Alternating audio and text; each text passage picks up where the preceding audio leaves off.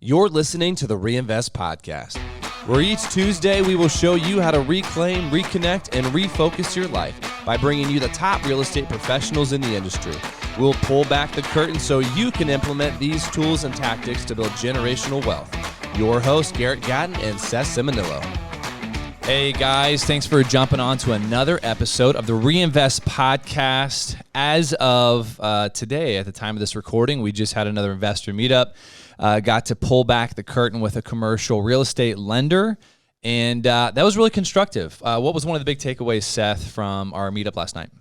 The pain's not over. No, I'm just kidding. No, I think lenders are just as uncertain as everybody else. So, I mean, they don't know what's coming really as much as we would like to think they do, and we kind of look to them to be like, hey, what's kind of the next thing? Where interest rates moving? When are things going to get easier for us investors? And really, they don't know. And I think one thing he said, his one quote was, real estate investing is just opportunity mixed with problems. Yeah. Or what was it? Yeah, business is opportunity mixed with problems or challenges. And I kind of like that. Like that. It was just kind of like, oh, so in any environment that you're in, I mean, you're always going to deal with something. So, but it was a great time, great meetup. Yeah, that was really good. So, just a little shameless plug there. If you're in our area, third Thursday of every month, or if you're not, go find a real estate meetup. They're just great to be around like-minded people. So, but we have a great guest today. All right, in a freaking sweet name. So, Stash Geleszinski. Did I get it right? There you go. You got it. Let's go, man. So you're our brother just down south in Cincinnati. Stash, give us an intro behind the man, the myth, the legend. Who are you? How'd you get into real estate? And we'll have some fun today. Yeah, awesome. Thank you so much, guys, for having me. Appreciate it. My name is Stash Geleszinski. I'm the managing director of Capstone Company's Cincinnati office. I've got a team of probably 6 guys. 6 guys here in my office. And we cover generally Ohio, Kentucky, and Indiana. Focus on multifamily investment properties and development sites for multifamily properties. And that means basically anything except manufactured housing. We don't really do any mobile home parks, but LIHTC, senior, market rate, ABC, and we try and focus on opportunities 50 units and up, but sometimes you get something smaller and sometimes you get something significantly larger. So just wherever the opportunities take you. So that's kind of professionally. We've been with Capstone since 2016. Sharif, Nate, and myself came over and started this office. And how I got into real estate, I grew up in New Hampshire. And I'm sorry. My mom was a residential agent, and she was successful at her craft. Unfortunately, she passed when I was younger, so I wasn't able to, work with her. Wow. But I was like, okay, real estate, I think that's a thing that I want to do. And then I figured out that commercial real estate was a thing, and I was like, oh, well, that's great, because I didn't want to drive people around in my minivan on Saturdays. So that actually is a true stereotype. So yeah. I mean, that's what she had. You just described residential real estate in a nutshell. Yeah. So, I went to school in upstate New York. I went to St. Lawrence, and then I went to Boston for a year. Tried to get into brokerage there through working, the limited network I had at the time. Was that competitive? Super competitive. And what I learned is that in the brokerage community, there, if you didn't play hockey or go to BC, that you had a dad already in it, you had a very slim chance of getting in. Wow. And I met with all the shops. I just couldn't get anything. So I was like, all right, well, I've been in, New England the majority of my life. The goal was to be in Southern California and to be in commercial real estate. And so I had some friends who were out there, and I was like, I set a date and I moved across the country. I just flew out and had my car shipped. And how do you ship a car? It's like $600. It's not unreasonable at all. Wow. Yeah. I might just try that. I don't know. That's probably Just pick a cheaper. random Yeah, that's like spot. way cheaper almost than if you're going to go on vacation for a couple weeks than getting a car rental. I Well, mean, you and just think ship about it. how cheap it would be to ship your Fiat. Probably like $1.50 because of how little it is. All right, So. not that small. So, I ended up in Santa Barbara where my mom's family's from. And I got my license in February of 2008. And so like I showed up, I was super excited, and the party was over. Yeah, what happened in 2008?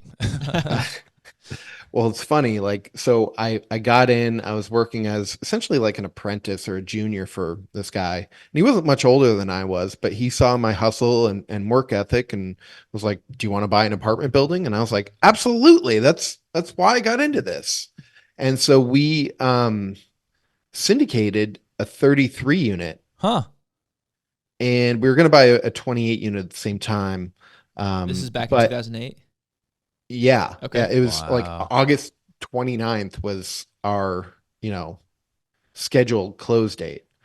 And I remember I woke up and the radio was my alarm, and it said Washington Mutual has just declared bankruptcy, and they were supposed to be our lender. And I was like, my gosh.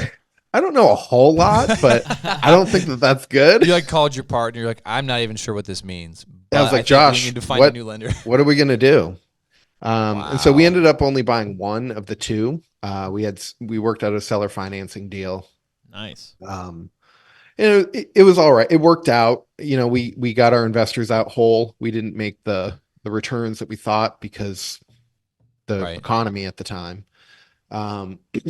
So, I kind of bounced around Southern California a little bit after that because my partner actually left. He's like, I got to go get a job. I have a wife and kids Yeah. on the way. And, Right. Just with there's how no much money coming. things slowed down after the financial Yeah. crisis. Okay. Yeah. And so I was like, all right, well, I worked so hard to get in. I don't want to give up now. Right. And so I found an opportunity here, and I was going to syndicate it similar to what we had done back there.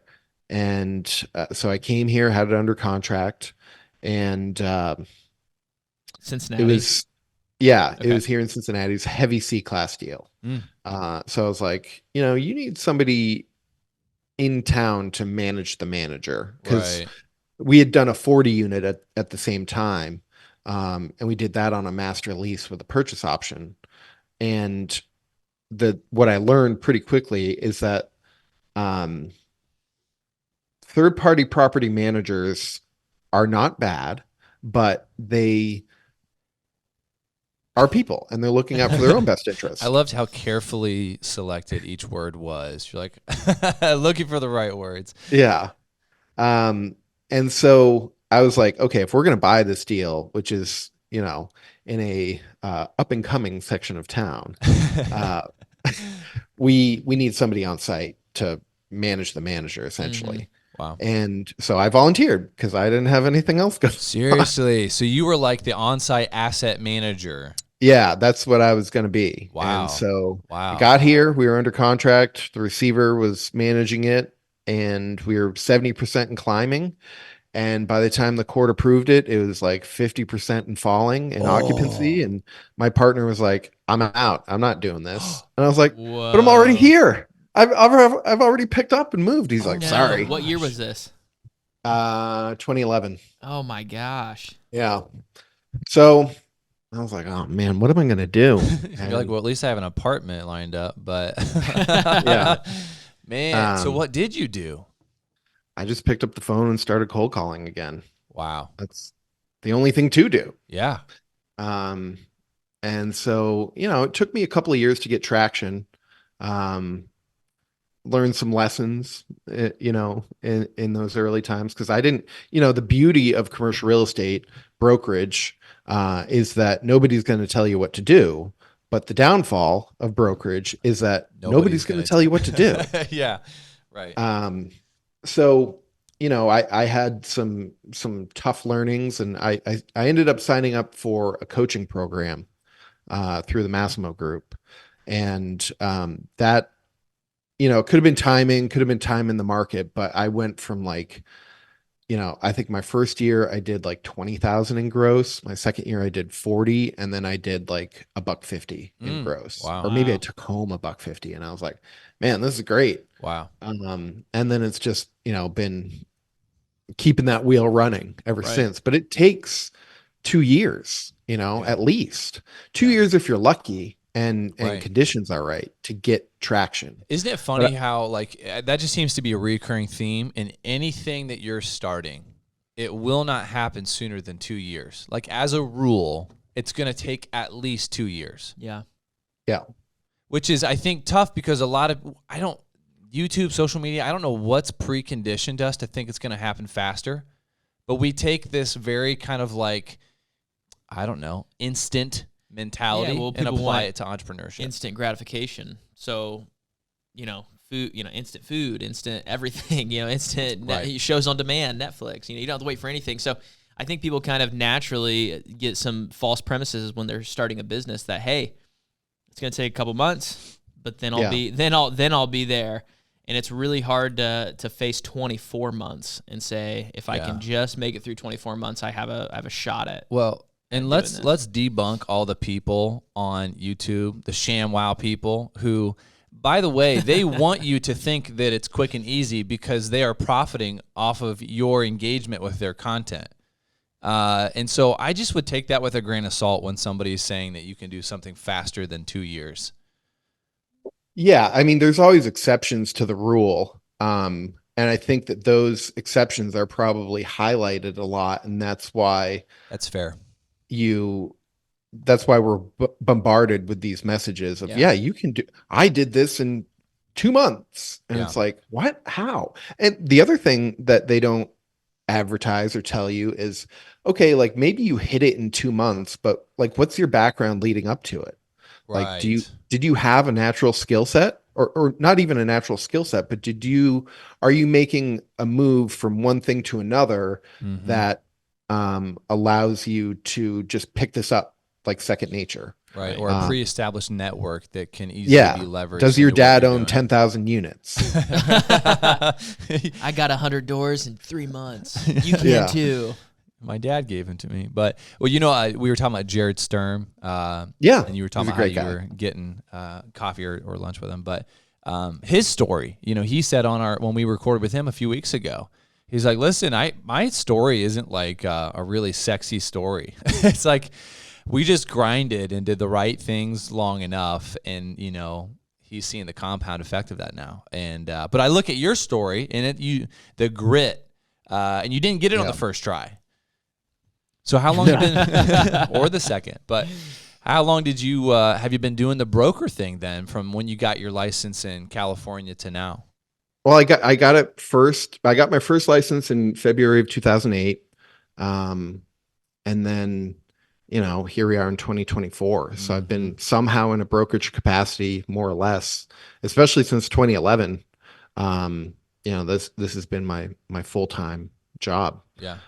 So, here in Cincinnati, since 2011, and at first it was whatever I could get my hands on. Yeah. A couple of 10 units here and there, some bank deals, and now it's like it's still whatever you can get your hands on, but it's it's different because instead of making cold calls now, I'm calling on folks. So I've been calling on for 10 years, and some of them I still haven't really connected with, but some of them it's like you're calling a friend. Hey man, what's up? What are you doing? I was thinking about you. Like, what about this? What about that? Yeah. So that's good. That's good. Well, one of the reasons I'm excited today is because we can kind of talk broker to broker, commercial real estate agent to commercial real estate agent. And from an investor perspective, so our audience, one of the big topics that gets brought up is how do you establish rapport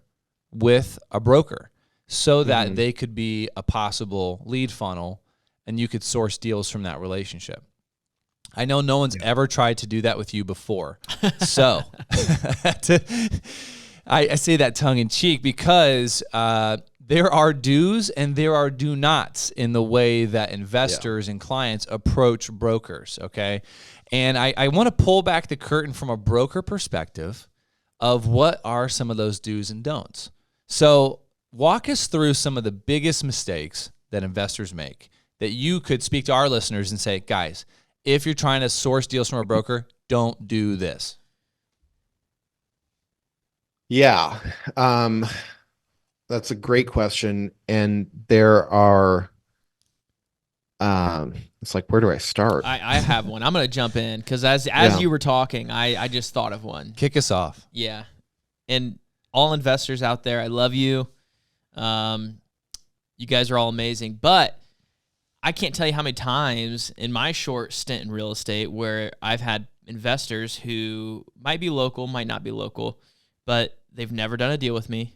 They actively use another agent in the area. And then they're like, but if you have anything that would be a good flip opportunity, send me that great deal and I'll list it with you after I'm done flipping it. And I'm like, don't you think I would use someone that's already in my network, already using me? You know what I mean? It blows my mind that they're just like, give me the cream of the crop and I'll give you an attaboy on the other side of that. And I'm like, I have other active clients that are actually actively using me and supporting my business. But I bet, I kid you not, it's been like 20 or 30 times people have probably said that in the last 2 years. So it's kinda they come in cold and hold that carrot as though it's, oh, really? You would? Right. Yeah. It's like, okay. So like, I guess translate that to your experience. When somebody's approached you with that, how does that contrast with the people that have been successful in coming in cold to a relationship with you? Well, I think that there is a misconception about brokers is in that we're all created equal, and we're not. Not all brokers are the same. There are some that are really good, and there's some that are really bad. And those that are not that great tend to tarnish the reputation or the perception of those that show up every day and work really hard. So I think that it's the mindset and how you approach them first, because we're people, right? Like, first of all, we're people. So let's just remember that. Because I think sometimes it's just gimme, gimme, gimme. And it has to be a two-way street. Yeah. And so those that have been successful understand that, and they participate in a two-way transaction. It's got to be a win-win for both sides. So what does a two-way transaction look like? That's a good question. I mean, so are we talking about buyers or are we talking about sellers? Let's go buyers. Let's start with buyers. All right. So buyers, the interesting thing with buyers that I've seen, and we were just talking about this morning. So we just got back from NMHC, which is the National Multifamily Housing Council. And it's when, me and 7,000 of my closest apartment friends get together and talk about deals, And this year is really great because I'm talking to people that I've been talking to for 10 years, right? And so it's like just re-seeing friends. But, what we tried to do is capture as much data as we could on buyer criteria. What are you guys looking for, especially in this kind of uncertain time? Right. And so we took that back and pushed out some opportunities that we have. And, the classic thing is, I want to be in Columbus. And then you send them something that would be in their wheelhouse: vintage, unit count, area, school district, all these things, city, right? I don't like that deal for whatever reason. Right. And it's like, the thing that I found is that somebody will tell you a very specific set of criteria and you think, great, I can bank on that. And then you bring that back and you say, here's a deal that fits it checks all of your boxes. It's all of your criteria. You have no excuse not to buy it. And they shoot it full of holes. Right. They're like, if pricing is like 12 million, they're like, I'm at 7 or 7.5. And it's like, what? Like, how? So Well, I yeah, don't. everyone That's would not love it at 7.5. Yeah, exactly. Like that's the debt. Of course you are.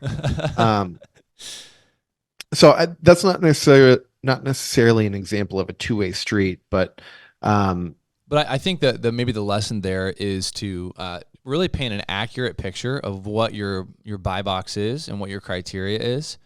yeah, make sure you're clear on it too, because Yeah. if you tell us something, we're going to think, all right, how can I best serve this client? Because that's what I'm trying to do every Yeah. day is go out and make new friends and serve clients, right? Mhm. And so it's like, if that's what you tell me you want, help me understand why this doesn't fit.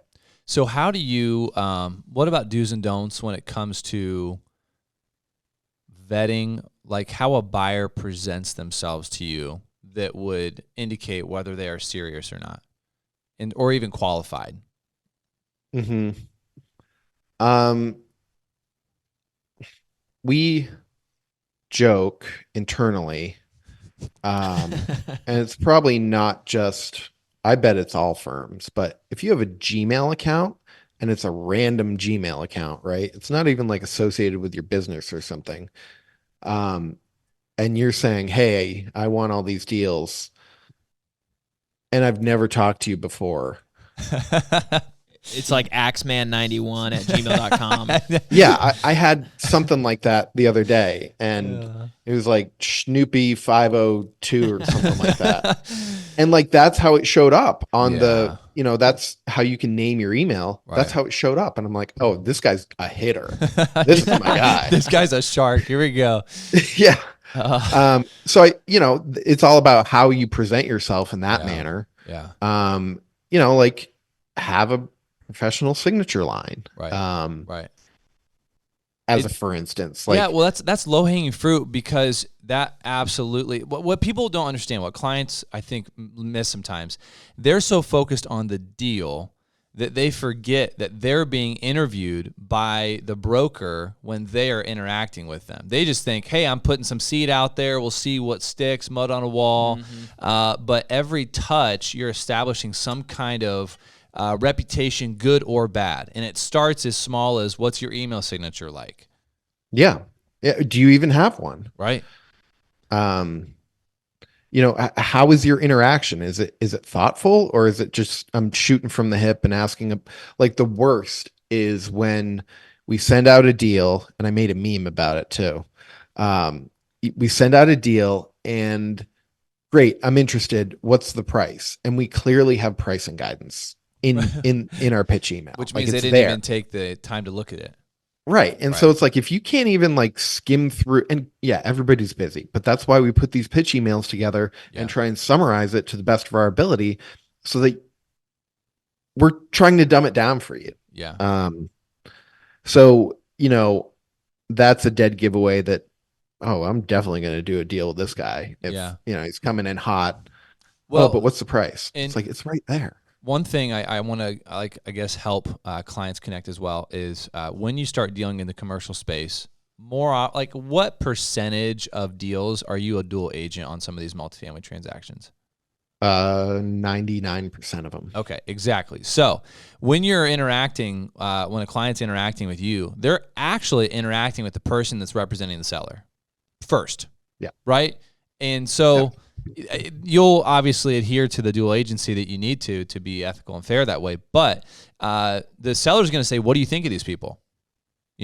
Are they credible? How legit is it? Because the worst thing that can happen is you advocate for a buyer that doesn't have their stuff together, and then you get under contract and the deal falls apart. You've got egg on your face with your seller. Yeah. Yeah. We've had that happen, and it is no fun. And it has soured some relationships. We've lost some listings recently because of that. And it's like, it wasn't my fault, but they tend to remember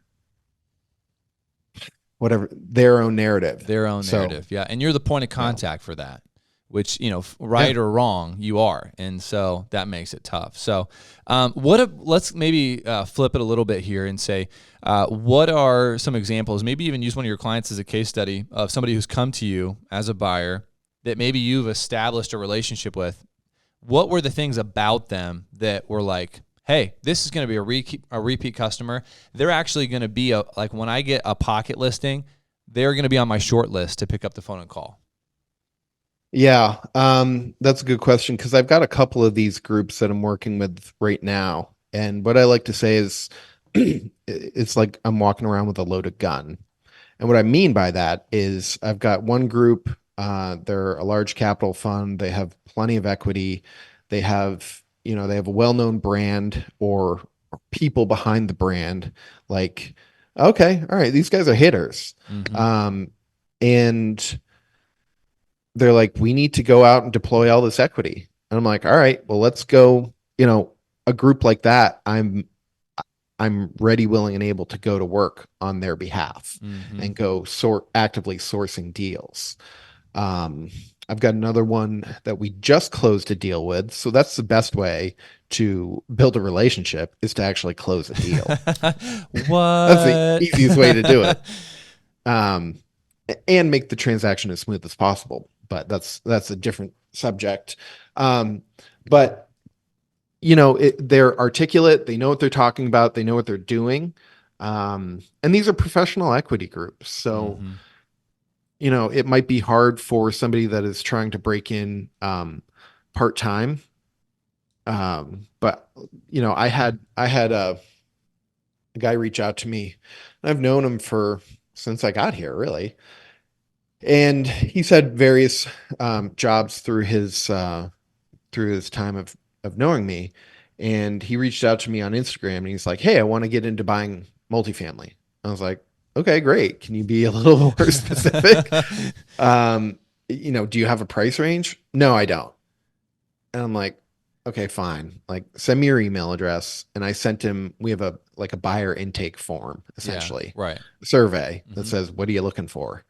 And he responded and he's like, oh, I don't know the answer to a lot of those questions. So Yeah.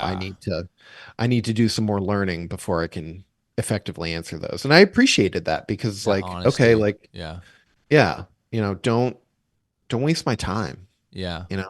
Well, and I think oftentimes people view brokers as free resource. Yeah. Right. Yeah. And even if I'm not actively buying, I might call Stash and I say, hey, what's the market doing in Cincinnati? What are the cap rates? Who are the big players and the lenders? They see you as a point of contact for that. And I'll be honest, this is again, transparent broker, commercial agent moment. That gets old when somebody, especially when it's somebody who comes to you for information and that's really all they're after is information. With no they send you an email with like 50 questions about the market. And go do all this legwork, pull CoStar reports, send them to me. Yeah. And I think for most people, I'm really willing to do it for anybody, but there comes a point where it's like, hey, you need to have some time invested in researching this market yourself. Right. Don't expect to get spoon-fed everything about the market. And that's not even to your benefit. You need to know what you're doing in this market, on your own accord, because if you're going to be investing here, you just need to be plugged in. So, yeah. Anything else on that, man, that sticks out that would just be constructive for a buyer trying to build rapport with a commercial broker? If you're going to ask a bunch of questions, to your exact point, make sure that they're for the purpose of educating your offer, and then actually write an offer that's, within striking distance. Because if you're far off, it doesn't matter what size the deal is. It could be $1 million deal or it could be $100 million deal. But if you're 20% off, don't bombard me with these questions. Right. And lead me to believe that, okay, if I answer all 20 of your questions, that's going to move the needle by 20% and you're going to be able to get there and then be able to hold there and close there. Right. Yeah. So that's a challenging point. I think don't do that. Hey, give me all these questions. I'm going to throw it in at 30% off a list price just to see what happens. We had an email the other day where it was like, hey, I really like this property, really like this listing. I would like some more information about it. If I offer on it, it'll be well below asking price. We didn't even respond.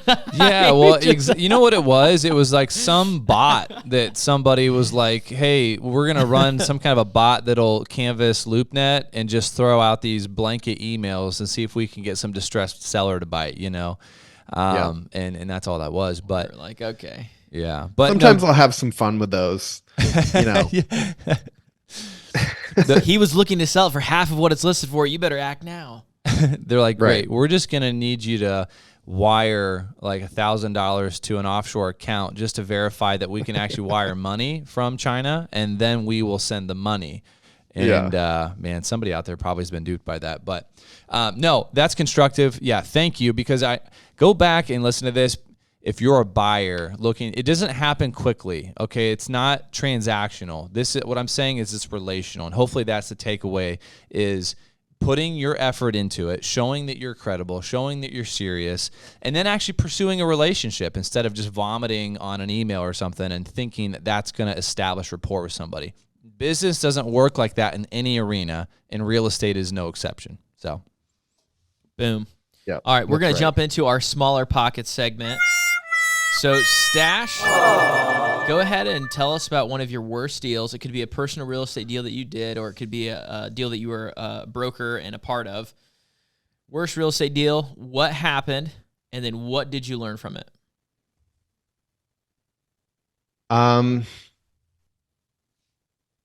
So the one that first comes to mind is we were marketing a deal here in Cincinnati.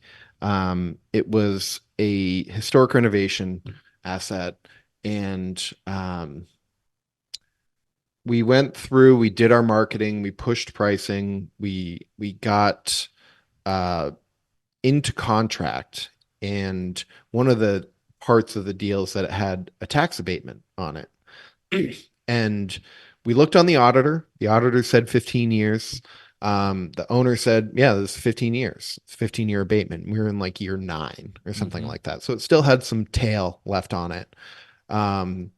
We got into due diligence. We told the buyer, yeah, still had a couple of years left. His offer was, written based off of it having a few years left on the abatement. And the abatement basically froze the taxes at a certain level as opposed to having it go up to full market value. right.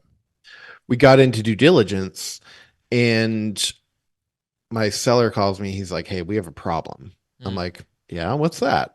Hopefully we can overcome it. He's like, we actually only have an 8-year abatement. Oh. And I was like, what? I'm sorry, what? And so what had happened is, 10 years prior, when they signed the abatement, their attorney hadn't closely read the fine print, and everybody thought that it was a 15-year abatement. Oh, wow. But it was just an 8-year. And so they went back to the city to try and petition them to say, hey, it even says on your website, the auditor's website, that this is a 15-year deal. Yeah. And what I learned after the fact was that if they had caught that during the initial term, during that initial 8 years, they would have honored that, extended it. Yeah. Wow. But because it had already expired, sorry, nothing we can do. Seriously. And it's like, well, yeah. So then that fell apart. Oh, so the seller wasn't interested. The buyer wasn't interested in renegotiating, or the seller wouldn't. They were. It was just at that moment, they weren't willing to give the amount that they needed to give up to have bridged that gap. So it was a $2 million gap. I'm going to go out on a limb, and I'm going to say that did that property sell for what it should have eventually? It will. Yeah. It will. Yeah, that's tough. Yeah, that is tough. So, I mean, what's kind of the lesson there? I mean, how can someone navigate that? I mean, it seemed like you tried to do your due diligence, and it. Yeah, I think, we did everything except ask for the abatement doc up front. Mm-hmm. We did the calculation. We looked on the auditor's site, which should be gospel, but it's not. So it's, a trust but verify sort of thing. So the tax the abatement, it not being in effect anymore, it moved the needle on the value of the property like a couple $1,000,000? Yeah. So the way that lenders look at abatements and then the way that we look at abatements is that it's a net present value calculation on the savings that you get from the freezing of the taxes, right? So we had a few years left, and we just said, okay, you're going to save like 150,000 a year. You apply a discount rate, which is like a cap rate to the savings, and then you add up the discounted cash flow, and that's your value of your abatement.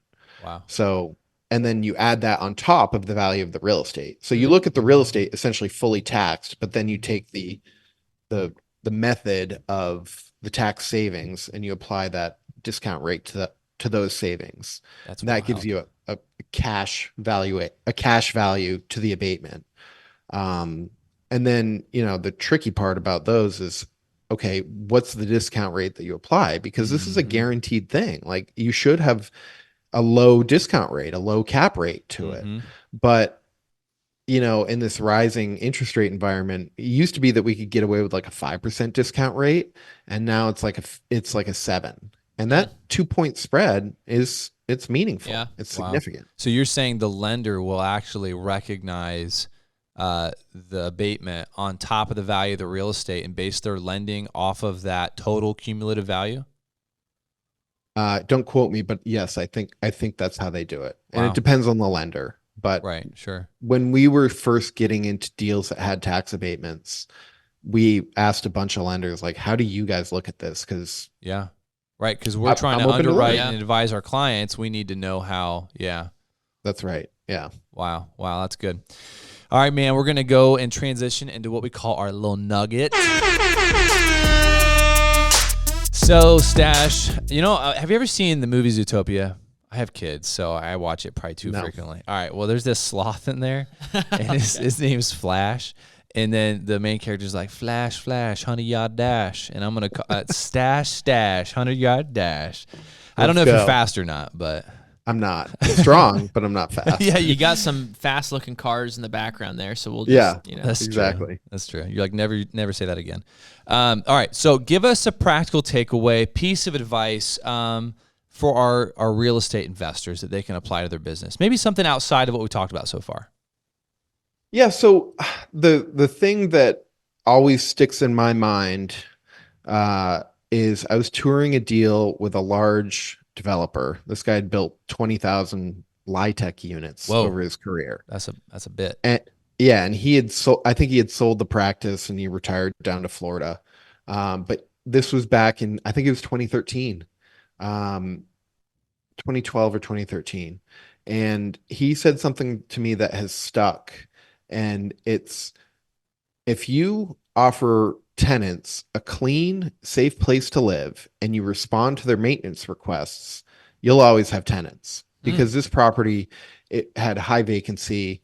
And I was worried. I was like, Bill, like, what are you going to do? And that was his advice. And that has stuck with me. And then I've seen clients of ours deliver on that. And they've even taken it to a step further than that. And what they have done is they offer a clean, safe place to live and they respond to maintenance requests, but they also offer the nicest apartments in whatever submarket they're in. So like they'll go onto the west side of Cincinnati, which has historically been known as a bit more challenging place, but they'll take something that has been ridden hard and put away wet and they'll shine it up and they'll put new cabinets and fixtures and all this and make it as new as you can for a 60s or 70s built product. And they will command what happens is that if we're marketing a deal for them, they're their own rent comp, either their other properties or the subject property itself. So that is something that also stands out to me. And that's something that I'm replicating. I'm doing a 6-unit. I'm renovating. It's a shell and I'm building it from the studs out. And, my pro forma rents are higher than, there are some comps that will support it, but they're higher than the old stuff across the street. but I'm following that same philosophy, and I feel very confident in what I'm going to be able to deliver. Wow. So Clean, that's place, what I'd safe say. to live, respond to maintenance requests, and offer a nice product. Yeah. Yeah. If you have the best product in the market, as long as you don't over improve it, right, you're gonna have your pick of the best tenants. Yeah. Right. Yeah, that's good advice. That's really good advice. And concise too. I feel like anybody can execute on that. It's super Well, simple. it helps simplify property management. People kind of get headaches thinking about property management and about dealing with tenants. But it's like, man, if you are offering a good product, you're going to attract good tenants. So I think the challenge with property management is being capital constrained. Especially if you're coming in from out of state and you're trying to parachute in and then hire a third party property manager and do it on the cheap. Like that's a recipe for failure. Yeah.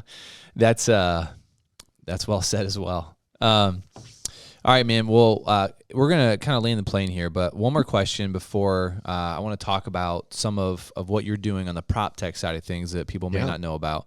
Before we talk about that, what's been like one of the best resources in your business development?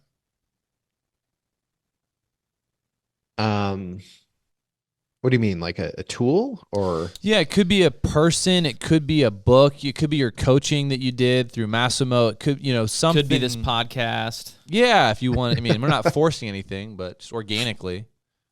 Yeah, I think the thing that really moved the needle for me, because I was at an inflection point when I hired the coaching. I was like, I got to give it one more shot. And if it doesn't work after I hire this coach, then I'm out like $6,000. But if it does, then I've fulfilled, my goal, my dream, or destiny, whatever you want to call it.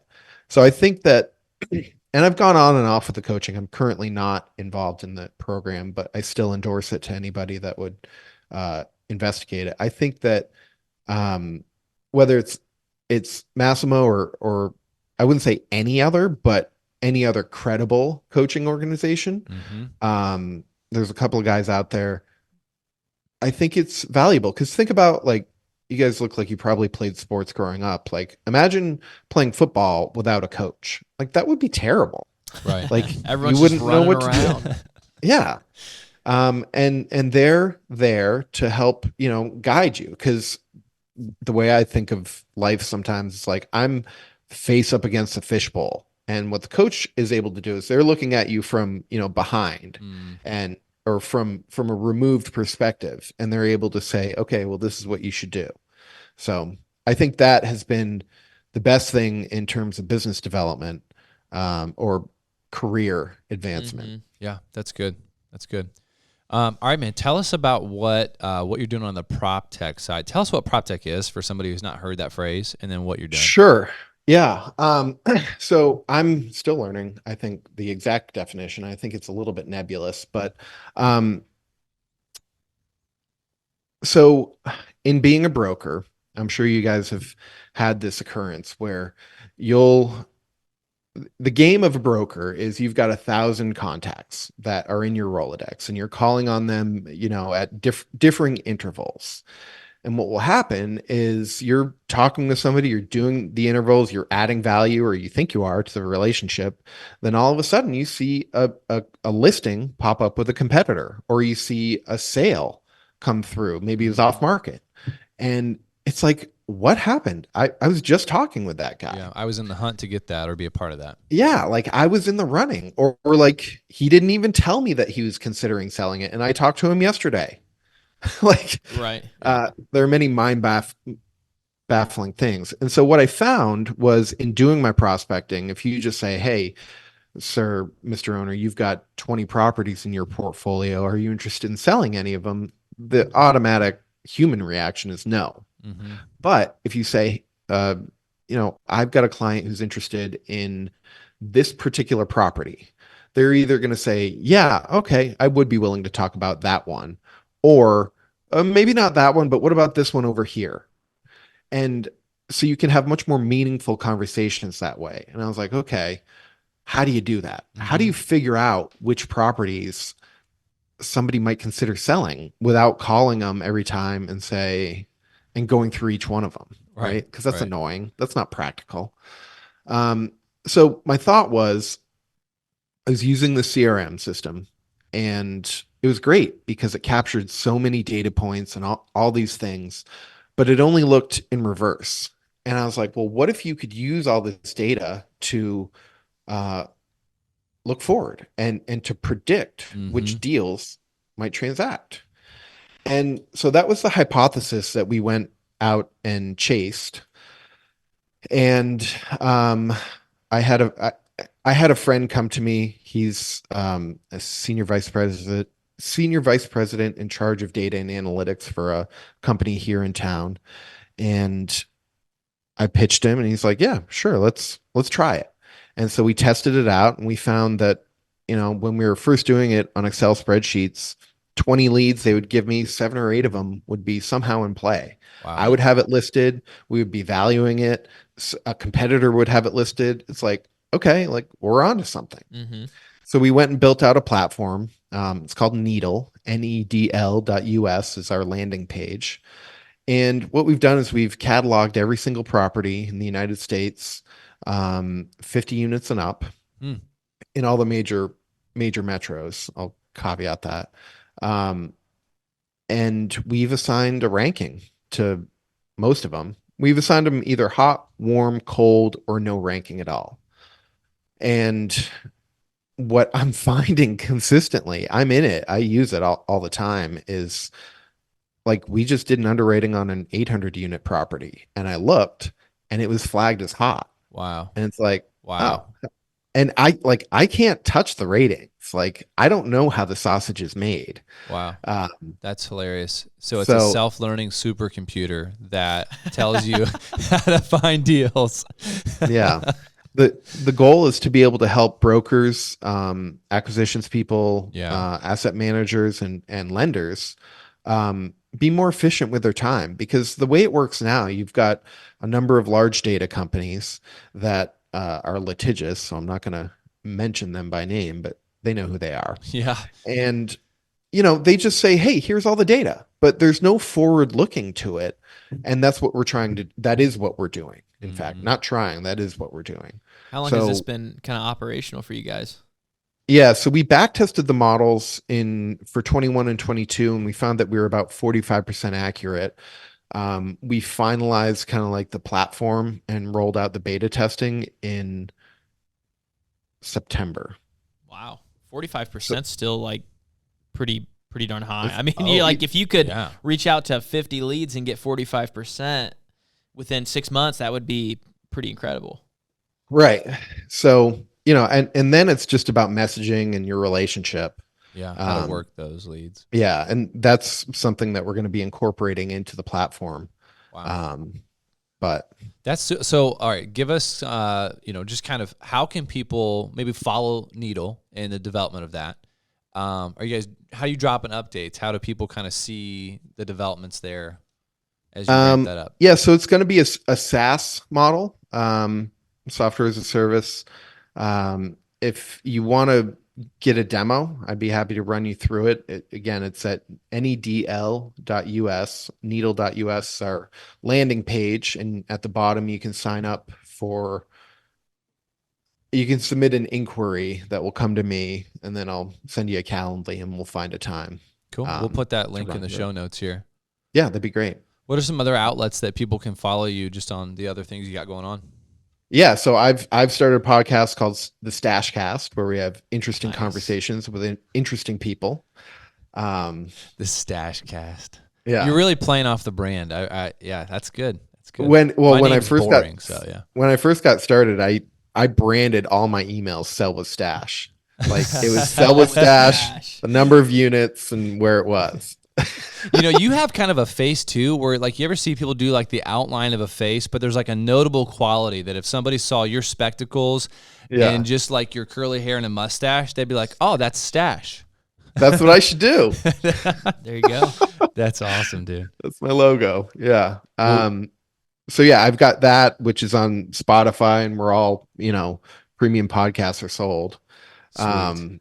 And then LinkedIn, I'm pretty active there. I'm putting out like reels essentially from the content from the podcast. Yeah. And then I'm also on Instagram and Facebook. And I mean, Facebook's more like for my wife and all that. But isn't it if you weird wanna to say friend me, that now? sure. You're like, oh, if you're like an older millennial, I'm on Facebook. But if you're relevant, then you'll reach me through TikTok or LinkedIn. So Right. Yeah. well, cool, So- man. Well, we'll put those links again in the show notes. One of the cool things about our podcast is we try to expose our investors and our listener base to different people who are killing it in the commercial real estate space and all things real estate investing. So guys, go check it out. Go poke around on Needle. And yeah, dude, thanks for coming on and debunking some of these things on how people can approach brokers successfully. So Yeah. And then I forgot our brokerage website is capstone-companies.com. So if you want to see all of our listings, that's the best way to go and do it. and then please, if you do that, do not call him and actually do one of the things that we said not to do. That would be embarrassing for us. So all right, man. Thanks for coming on, Stash. All right. Thanks, guys. Appreciate it. As always, excited that you joined us on another episode of the Reinvest Podcast. If this episode added to your tool belt or left you feeling inspired, go ahead and share it with a friend. Stay tuned every Tuesday for new episodes. And if you want to get in touch with us, go to our LinkedIn or Facebook profiles and shoot us a message. Move farther, reach higher, and grow deeper. See you next time.